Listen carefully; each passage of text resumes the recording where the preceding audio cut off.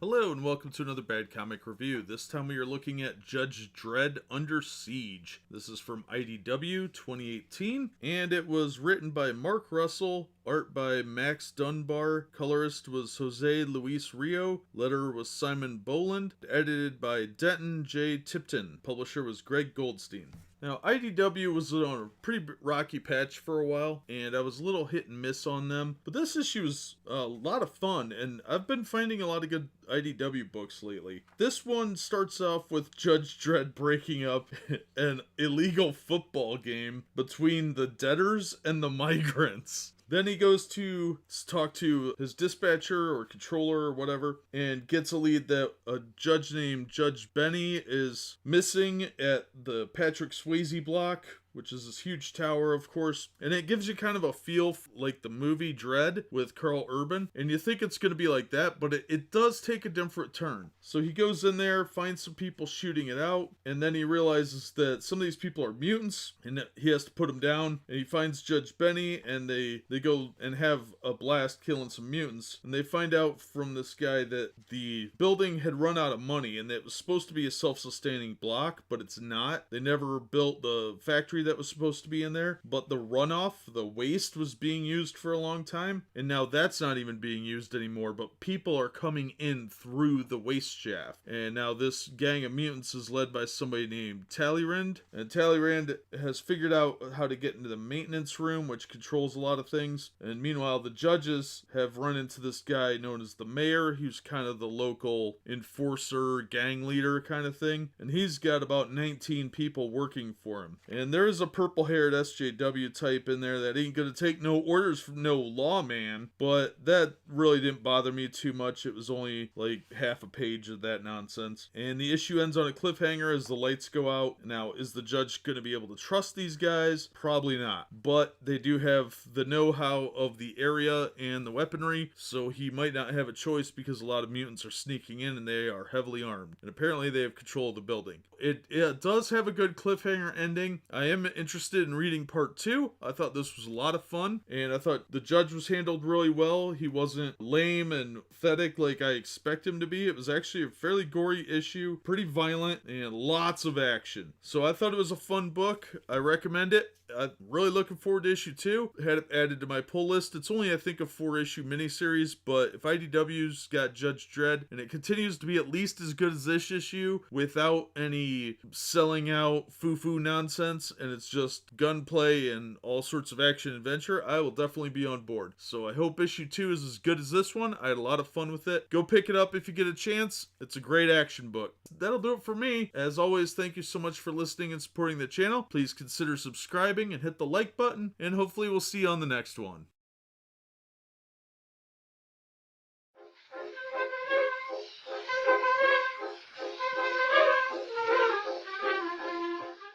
Hello and welcome to another Bad Comic Review. This time we are looking at Judge Dredd Under Siege Issue 2, written by Mark Russell, art by Max Dunbar, colorist Jose Luis Rio, letterer was Simon Boland, editor Denton J. Tipton, and the publishers, of course, Greg Goldstein. This is part 2 of the 4-part storyline. Okay, this is a piece of interesting. So the mutants are breaking in through the ceiling, and our 2 judges and their current forced allies must retreat out of the church, and they do seem to kill most of those mutants, and they end up down in an old shopping mall in level 15 where they're going to hole up and shoot things. And from there we kind of abandon our main storyline and jump back in time 15 years to where the pink-haired girl was working at a fake meat product place that eventually gets shut down and she loses her job, so she goes to the kidney hut and gets on the family plan where everyone must donate a kidney every year or so, and then at 70 they get somebody's liver, but they get a monthly paycheck. And then we jump back to the modern time where she's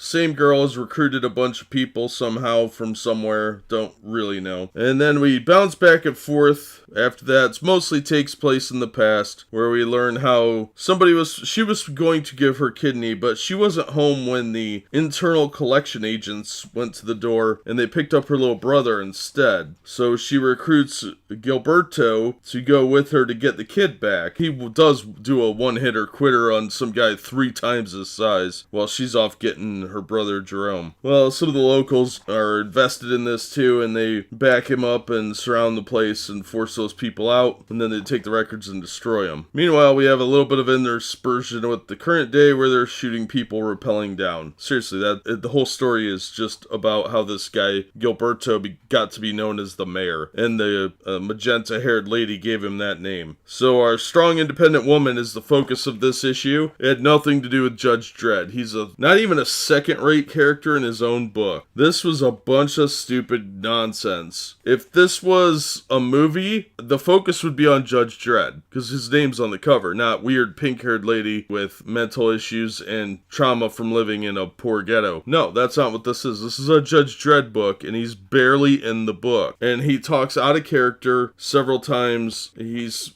making snarky comments that don't match with what his personality. I don't know. This is not a Judge Dredd book. I don't know what this crap is. As far as I'm concerned, this was a total miss. I don't know. I don't care about this mayor guy. He is not the focus of the book. We're not getting backstory on him because it's relevant. We're getting it because we're telling the woes and problems of 15 years ago of this purple-haired lady. It was dumb. This was not $4 good. This was not worth anything to me. I'm very disappointed. First issue demonstrated the miniseries had potential. This went completely off the rails and into the past of these people that aren't central to the story. They're tertiary characters that are just supposed to drive the plot along, and the book is about Judge Dredd, and this was stupid and boring. It was very, very boring. So I'm not going to recommend it. The art is okay. I was okay with that. It's not my favorite, but it's more of an indie book. That's fine. There's a weird gallery at the end where they have a bunch of different images that, quite honestly, were kind of pointless. I would actively tell you to not buy it. With that being said, that'll do it for this episode. As always, thank you so much for listening and supporting the channel. If you liked the video, hit the thumbs up and consider subscribing so you don't miss any future reviews. And we hope to see you on the next one.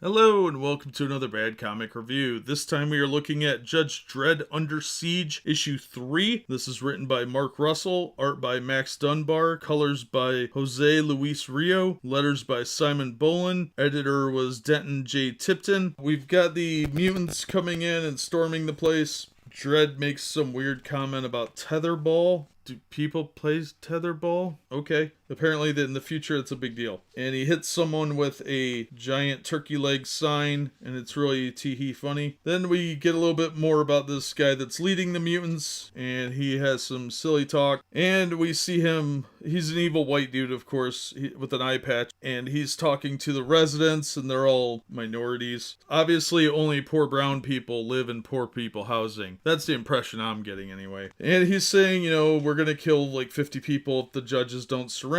And of course, since this is really a story about the mayor, he's the one that has to save the judges. Yeah, this just has devolved pretty significantly. When people start getting murdered by this evil guy, someone shoots one of the judges and some other people start attacking. Dredd has to start putting his gun up and say for the crime of attempted murder of a judge, and the mayor's like, stop, this is what they want. Well, duh, but somebody did just shoot one of the judges. And it turns out that the henchmen of this pirate-looking guy who's leading everything are 2 of the guards that were exiled by the mayor. The mayor actually kicked them out into the wasteland instead of just making them leave. They worked for that organ collection place, and he sent them out into the wastelands. So this is kind of all the mayor's fault, really, because those guys are back for revenge. But overall, this was a really disappointing issue. A lot of stuff happened that could could have been really cool, but it was all kind of couched in this tee-hee goofball humor that isn't funny. The fact that the evil guy did throw a bunch of people over from the higher levels and kill them, alright, that was brutally evil, but otherwise he just came off as kind of annoying. This issue was better than last issue, but not by much. So far, I'm not real impressed with the last couple issues. The first issue was alright, but this is not a Judge Dredd story. It's not Judge Dredd focused, certainly. It doesn't have the feel of the Judge Dredd series. It just feels like a convoluted story that's really about this mayor guy who's forced to work with the judges. And it doesn't work for me. It doesn't really feel authentic. It feels kind of forced, and I'm not too impressed with it. So this issue was, the story is lacking, the art's not that great, and it could have been really good, I think, but